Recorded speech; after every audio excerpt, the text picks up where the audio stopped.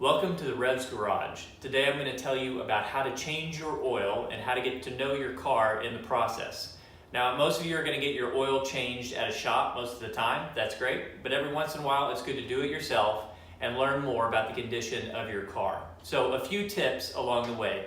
First of all, oil changes work best if the car is already up to operating temperature. And so drive it some, let it warm up to normal temperature, and then do the job. Warm oil drains much better than cold oil.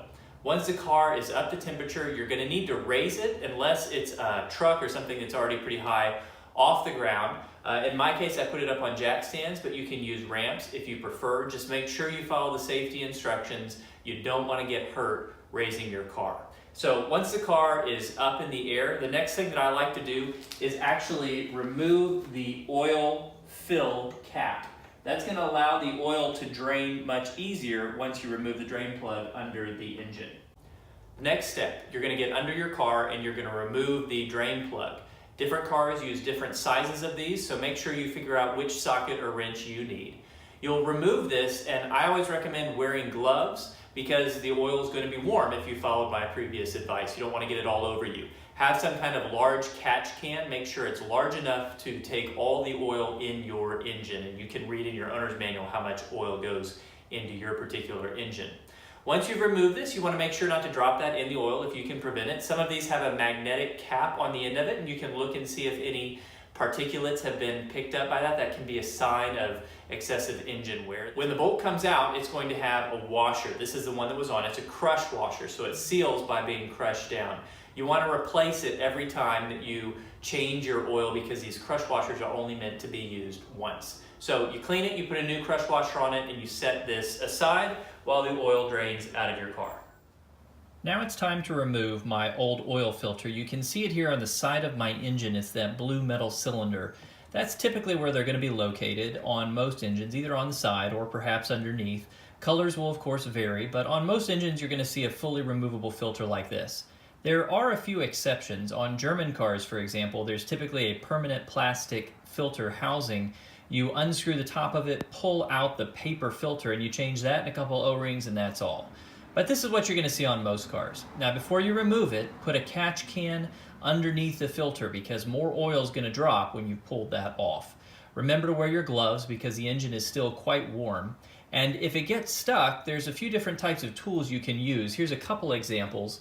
Right here we have a filter wrench. You can use that to remove a stuck filter. Don't use it to install a new one. Those teeth will destroy it. You can also use a strap wrench. That can help you get that old filter off. Now I went a little overboard on this particular oil change. I wanted to go ahead and cut apart my filter so I could see inside of it and get a sense of whether or not I've got premature engine wear. So I cut off the filter body, as you can see here, and I pulled out the filter element. And that gives me a chance to look inside to see if there's any pieces of metal, any particulates that would concern me. You can pull out the filter element itself, the pleats, just with your fingers and look inside and see, do I see any signs of metal? Do I see anything in here that should cause concern? So fortunately, this one is very clean, and so I'm ready to install a new filter. Now, I always use OEM spec filters, so this is one recommended specifically for my car.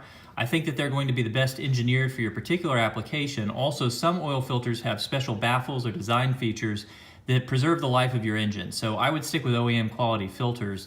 I have taken the filter and per the instructions I have oiled the new sealing surface. I've also cleaned the surface down here on the side of my engine where the oil filter will go. So it's a good chance to clean that up and take a look at it. Now it's just time to put this new filter on, and again, remember, don't use tools to tighten it, just tighten it by hand. Now it's time to put on the drain plug. Make sure you do that before you add new oil or you're gonna have a really bad day. So I've taken my drain plug and I put on a new crush washer because again, they're only meant to be used once. I have cleaned this sealing surface with a paper towel and then put on the bolt. I then used a torque wrench to make sure that I could tighten the bolt to exactly what the manufacturer specified. It's important not to over tighten these bolts or you can do damage to your oil pan. So set the value and when it clicks, you know you're done. Now it's time to refill with oil. Now your owner's manual will tell you what kind of oil to use. In my case, and the cap notes this, it's 10W30. I've typically used Mobil 1 It's worked well for me in the past. Most cars don't need that. It's most important just to change your oil frequently. You can use a synthetic blend or whatever your owner's manual specifies. Now, in your owner's manual, you'll also find out the quantity of oil that you need. The specification for this car is 5.1 quarts. Now, you're not going to end up putting that much oil back because you never get all the old oil out. However, it is very important to note that it can be just as destructive on an engine to overfill the oil as to underfill. So make sure that you start a little bit low in how much you put in and then let it settle, check the dipstick, try it again. Once you've added the initial amount of oil, it's time to check the dipstick. On most dipsticks, you're going to see an indicator of low, an indicator of high, and hatch marks or something like that in between. You want the oil level to be in between. Again, not too high, not too low. Now, once you've checked the oil and set it initially in this range, it's time to go ahead and put the cap back on. Don't forget that, or you'll have quite a mess. And then it's time to run the engine for a little bit.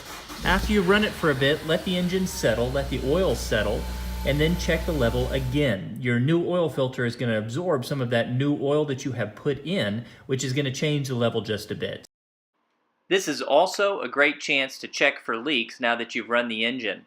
Look in particular at the drain plug and the oil filter to make sure they have sealed properly. Tighten them up if needed.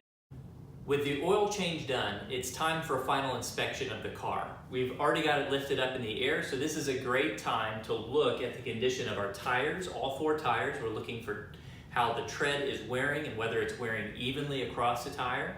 We're also going to look at our brake pads and our rotors and see how much life they have. Then we're going to get underneath the car with a flashlight and we're going to look at the boots around the CV axles and the boots around the ball joints. We're just going to look for any signs of leakage around the transmission, around the power steering system. We're looking for anything that looks out of place, badly rusted or damaged. If you can catch it early, chances are it's going to cost you less down the road. So take advantage of this moment to do a full inspection of your car. Now it's time to put the car back on the ground. Follow those safety instructions you used to raise it up. Make sure that you're careful. Drive the car for a little while and then check the engine oil level again. You just want to keep an eye on that to make sure you put in the proper amount. Change oil every 3,000 to 5,000 miles. I like to do it on the frequent side. That helps preserve the life of your engine. Thanks for joining me on the Revs Garage. I'll see you next time.